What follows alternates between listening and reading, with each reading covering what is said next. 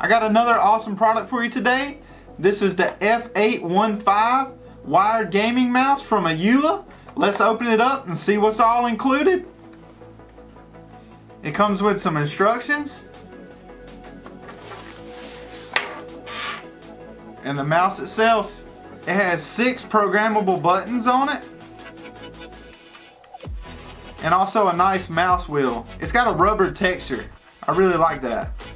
This mouse can go up to 12,800 DPI, and it's also got 13 different backlight modes. This mouse is perfect for a laptop, PC, or Mac.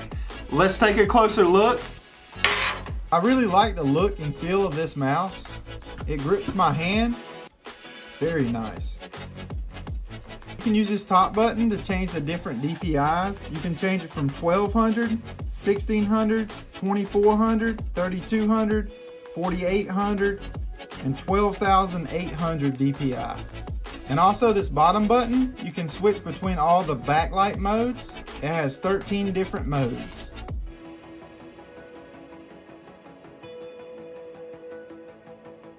I really like this one. That one's my favorite. And also it's got a back button on the side and a forward button.